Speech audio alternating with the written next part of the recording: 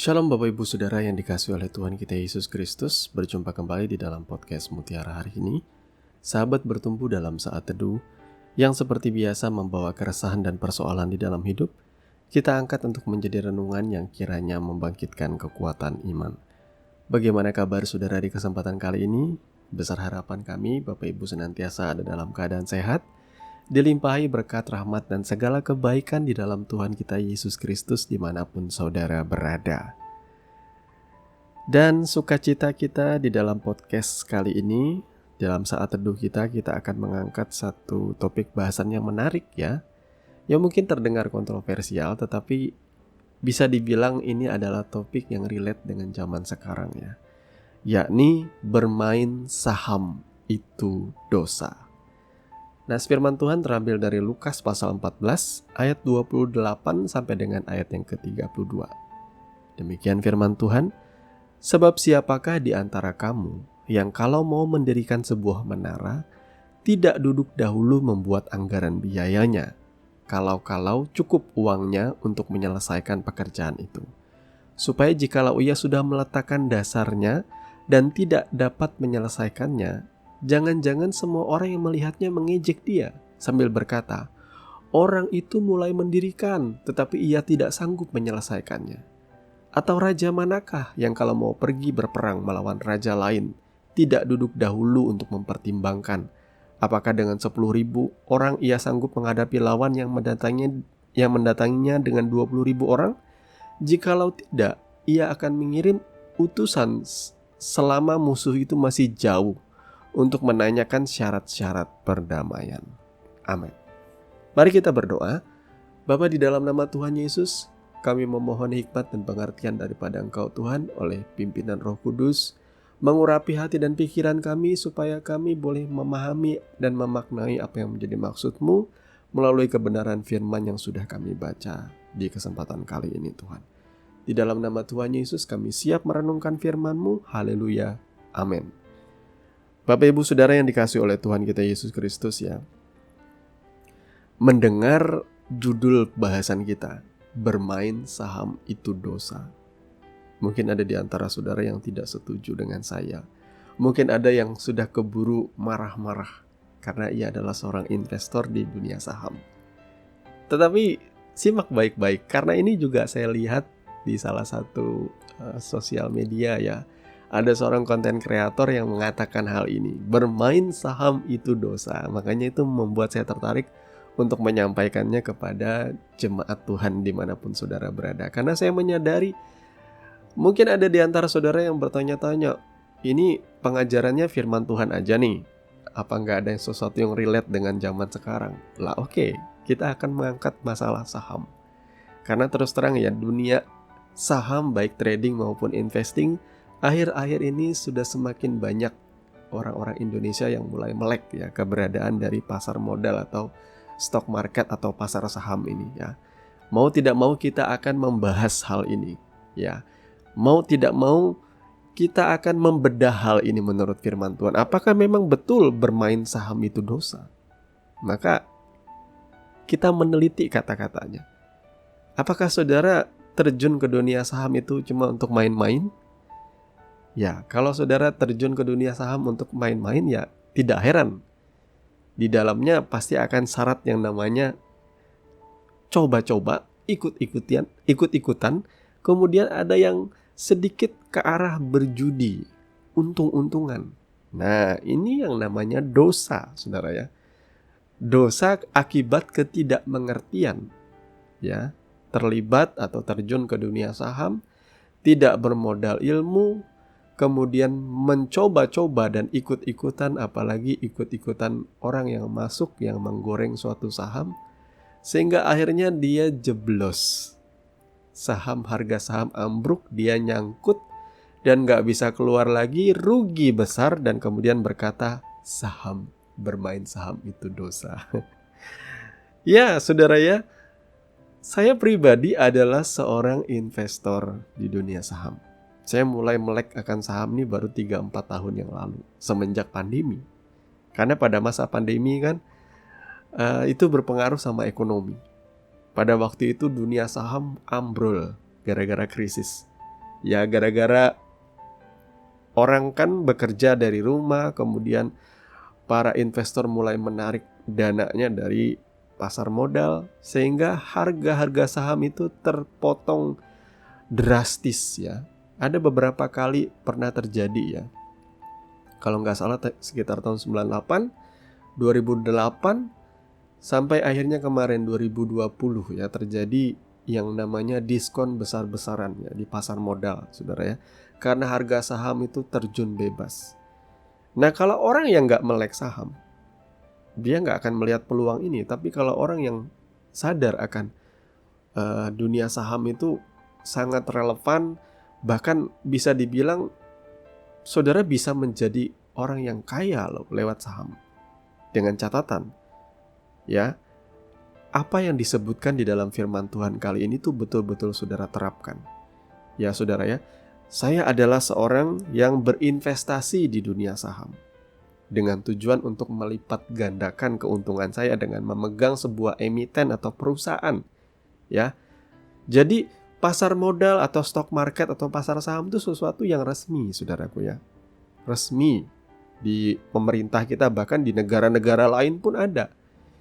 Ini aja yang baru lagi hype ya. Memang pasar modal atau pasar saham itu udah dari dulu ada, saudara ya. Dari tahun 70-80-an kali sudah ada ya. Bahkan mungkin jauh lebih lama daripada itu. Tetapi orang Indonesia belum melek ya.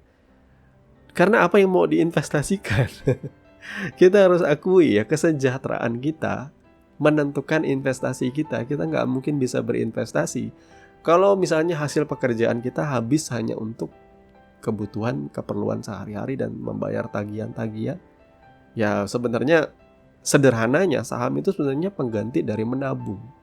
Ya biasa kita menabung di bank, tetapi bunga bank itu tidak akan cukup. Bahkan banyak kali bunga bank hanya bisa memotong bunga bank itu terpotong dengan biaya pemeliharaan ya, maintenance. Misalnya kita punya kartu ATM dan sebagainya, biayanya itu aja sudah memotong bunga yang saudara simpan di bank ya. Itu sebabnya kenapa dunia saham itu sangat menggiurkan, saudara ya. Tetapi ingat sekali lagi, itu akan menjadi dosa ya ketika saudara bermain-main di dunia saham. Ada banyak orang yang terjerat, nyangkut, bahasanya orang dunia saham itu nyangkut ya, ketika saudara membeli sebuah harga saham dinilai yang tinggi, tiba-tiba saham itu ternyata saham gorengan yang digoreng oleh bandar dan akhirnya jeblok jatuh. Saudara, uang saudara jutaan, puluhan juta, mungkin bahkan ratusan juta ya. Saya tertarik beberapa waktu kemarin, tepatnya sekitar awal-awal pandemi ya. Ada seorang istri selebriti yang menaruh uangnya di sebuah emiten saham. Saya tahu itu. Ketika dia menyebut nama emiten sahamnya, saya tahu. Dia nyangkut di situ ratusan juta. Dan saya tahu pada momen itu, 2020-2021, memang saham ini lagi terbang-terbangnya. Nah, sebagai seorang yang berinvestasi, artinya saya sebagai investor saham, saya selalu sebelum masuk ke sebuah saham dan membeli lembaran sahamnya, saya akan mengawasi terlebih dahulu fundamental dari perusahaan itu. Saya percaya Bapak Ibu Saudara ya, di YouTube itu banyak sekali tutorialnya ya, bagaimana caranya memulai berinvestasi di saham ya. Salah satu channel yang mungkin saya rekomendasikan ialah Saham dari Nol ya, bagi Bapak Ibu Saudara yang mau belajar tentang dunia saham ya. Nah, mungkin ada di antara saudara nih, sebelum saya lanjut, mungkin ada di antara saudara yang berpikir bahwa loh, kenapa firman Tuhan kok ngebahas soal saham ya? Lah, jujur aja ya, harusnya gereja itu bisa menjadi jawaban untuk pertanyaan-pertanyaan yang sifatnya kita temui dalam kehidupan sehari-hari ya. Terus terang, saya terjun ke dunia pelayanan itu sebenarnya coba-coba dulunya, saudara ya. Saya berpikir bahwa saya pengen jadi pendeta. Saya berpikir bahwa saya pengen punya gambaran bahwa jadi pendeta tuh kaya, karena ada begitu banyak gambaran pendeta kaya yang pakai setelan mahal kemudian sering jalan-jalan ke luar negeri, saudara ya.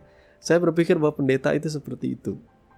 Nah, seharusnya nih ya, menurut hemat saya, menurut pandangan saya, Seorang pemimpin gereja, seorang pendeta itu harusnya bisa memberikan pandangan layaknya orang tua.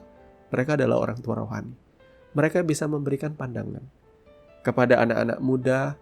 Mungkin kalau dia lihat anak muda ini sebenarnya dia lebih bagus di dunia sekuler, jangan dorong dia untuk melayani. Lebih baik seperti itu. Jangan dorong dia jadi full timer. Lebih baik arahkan, bagaimana menurut orang tuamu, apakah mereka setuju engkau melayani? Bagaimana, ini harus ditanya. Kuliahmu bagaimana? Jadi seorang pemimpin rohani itu memang harus memberikan jawaban yang realistis dengan kehidupan kita, saudara ya. Termasuk soal pasangan. Hidup kita bisa kita berkonsultasi dengan gembala kita, tapi gembala kita nggak boleh juga mengatur layaknya orang tua, enggak. Tetapi dia memberikan pandangan, ya, memberikan pandangan.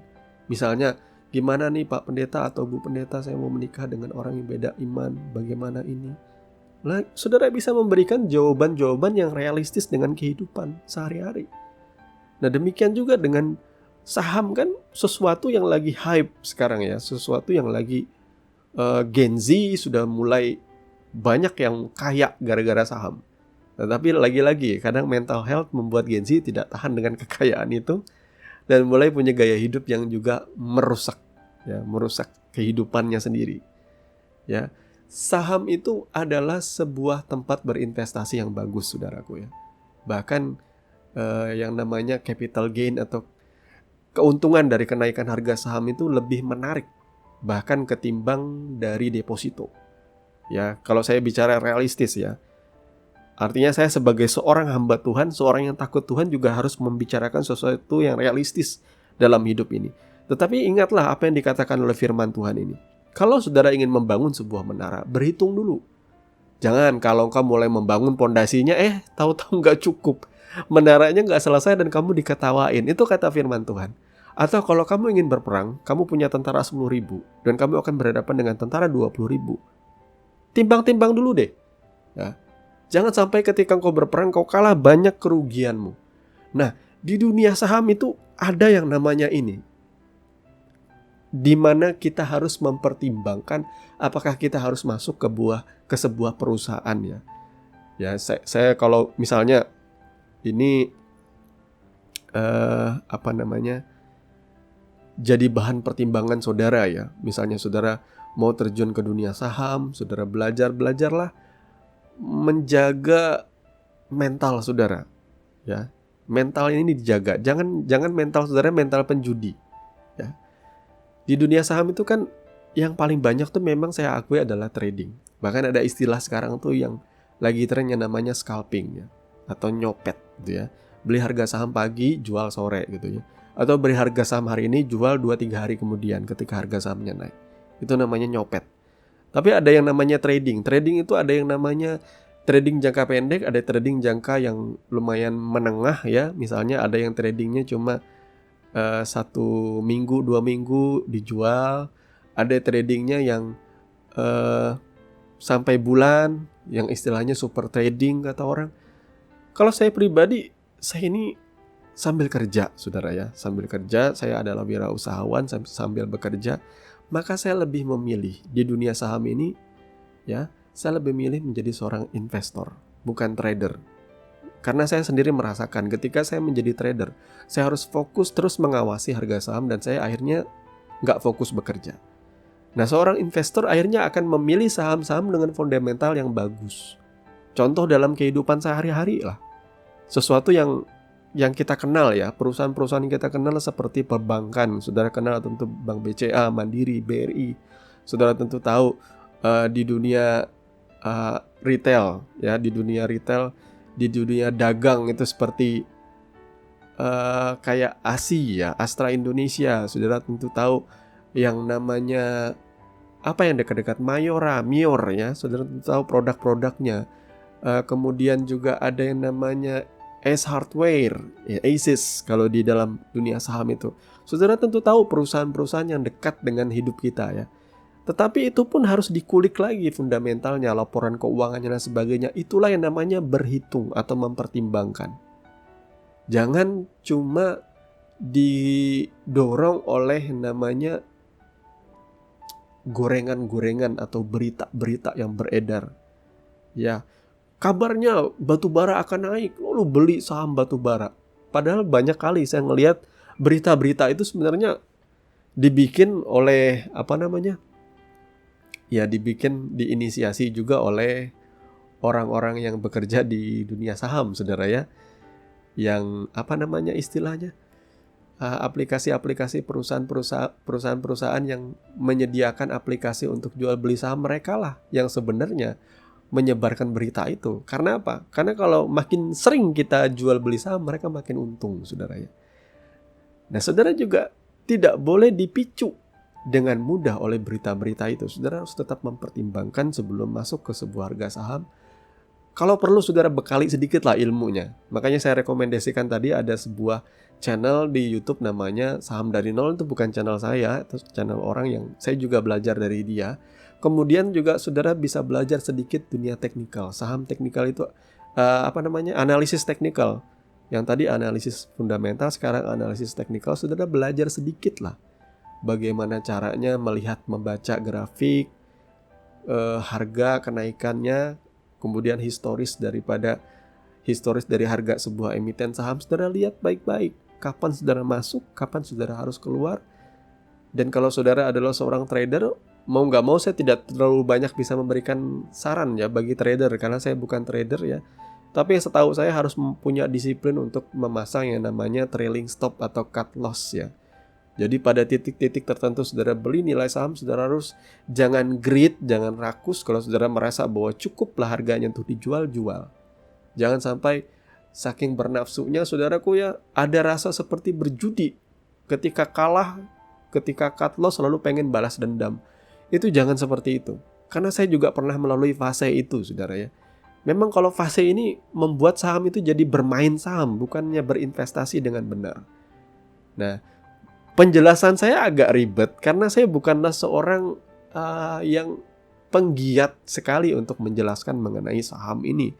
Tetapi dari pengalaman, dari berjalannya waktu, saya akhirnya bisa mengerti, saudara ya, bahwa yang paling penting itu adalah menimbang dengan baik sebelum saudara masuk ke dunia saham dan berinvestasi. Jangan ikut-ikutan, belajar. Semua pekerjaan atau semua usaha itu semuanya dimulai dari belajar. Dan ketika kita terjun langsung, contohnya ketika kita belajar nyetir, ya, awalnya teori, tetapi apalah arti teori kalau saudara tidak langsung terjun menyetir? Dengan saudara menyetir, saudara akan mengerti. Dulu kita kursus komputer, tetapi saya merasa memiliki komputer itu jauh lebih cepat bisa ketimbang hanya dengan kursus. Punya komputer sendiri, saya bisa belajar sendiri dan akhirnya saya bisa menguasai semua hal. Tidak perlu lagi teori-teori. Ya, demikian juga ketika saya terjun ke dunia saham, saya mengerti bahwa yang diperlukan di sini adalah mentalitas ya. Jangan terburu nafsu, pelan-pelan ya, taruhlah dana saudara di saham yang berfundamental bagus ya. Akhir-akhir ini perbankan setahu saya itu lagi bagus-bagusnya. Ya, lagi naik dan stabil naiknya. Kenaikannya itu paling tidak 10-20% per tahun.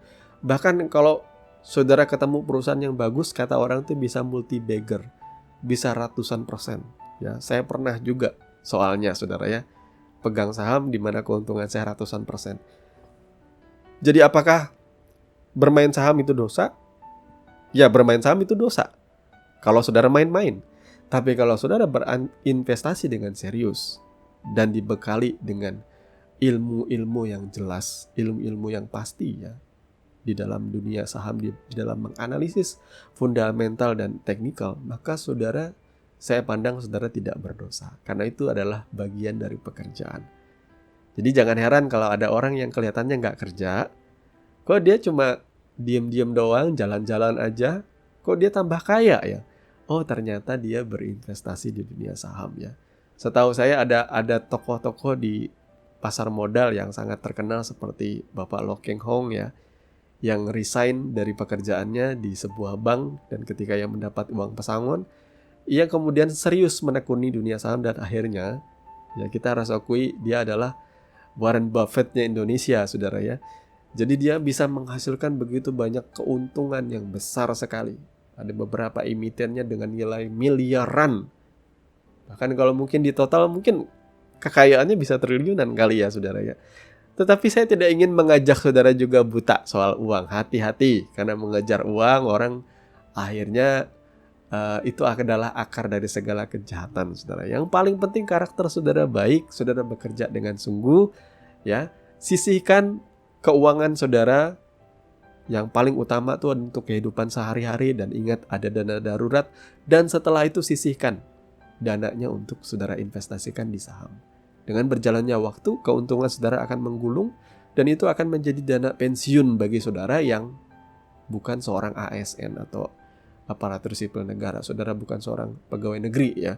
Saudara bisa berinvestasi, dan investasi saudara akan menjadi uang pensiun saudara di masa tua saudara ya. Tuhan Yesus memberkati, dan semoga dengan sedikit insight ini yang berkenaan dengan dunia saham, saudara bisa mengembangkan diri, saudara bisa mendapatkan jawaban, dan saya percaya hikmat Tuhan itu ada ya. Jangan aneh-aneh saudaraku ya. Jangan lalu bertanya kepada Tuhan, Tuhan saham apa yang harus kupegang hari ini ya. Saya dulu memang banyak diajar seperti itu saudara ya, bertanya kepada Tuhan, tetapi saya pikir itu tuh ajaran yang gak sehat juga sebenarnya saudara ya. Kita ini partnernya Tuhan ya. Tuhan peduli dengan karakter kita, Tuhan mendidik, mengajar kita, dan kita punya akal budi untuk belajar. Saya percaya Tuhan akan mencegah kita untuk melakukan kesalahan. Tetapi banyak kali Tuhan membiarkan kita salah supaya kita belajar sendiri. Karena kita ini makhluk yang bisa belajar dari pengalaman, dari kesalahan saudara ya. Jadi pengajaran yang mengatakan memperlakukan Tuhan seperti jin itu memang saya renungkan tuh mulai hari ini tuh salah. Bertanya kepada Tuhan ini, Tuhan kira-kira nomor buntut apa yang keluar Tuhan? Mungkin saudara bertanya, Tuhan kira-kira emiten saham apa Tuhan yang bagus, yang bisa cuan Tuhan? Jangan seperti itu bertanya saudara ya. Saudara minta hikmat kepada Tuhan. Artinya hikmat untuk menilai, hikmat untuk menganalisis, seperti itu aja. Nanti keputusan-keputusanmu akan semakin tajam kok di dunia saham saudara ya. Tuhan Yesus memberkati. Mari kita tundukkan kepala dan berdoa. Bapa, di dalam nama Tuhan Yesus, terima kasih karena Engkau memberikan kami pengertian soal-soal yang lagi hype berkenaan dengan kehidupan kami, realita hidup sehari-hari kami Tuhan. Kami percaya Tuhan menolong kami dan jemaat Tuhan yang hari-hari ini mungkin mau coba-coba terjun ke dunia saham. Kami berdoa supaya mereka tidak mencoba-coba dan bermain-main, tetapi mereka betul-betul serius Tuhan, dan mereka betul-betul menimbang supaya tidak mengalami kerugian dan menjadi penjudi pada akhirnya. Kami berdoa, berikan jemaat-Mu hikmat. Yang pertama-tama ialah menguasai diri terlebih dahulu, memiliki pikiran yang mindful, yang mindsetnya sehat Tuhan, sehingga mereka bukan orang yang akhirnya bermain judi di dunia saham, melainkan orang-orang yang betul-betul serius berinvestasi dengan baik di dunia saham. Terima kasih Bapa, kami percaya Tuhan memberkati kehidupan rumah tangga keluarga kami. Kalau kami yang masih belum bisa berinvestasi, kami percaya berkat Tuhan itu cukup dalam hidup kami, memberkati keluarga, rumah tangga, makan minum kami. Kami percaya ada waktunya nanti kami boleh menyimpan uang kami boleh menabung di dunia saham.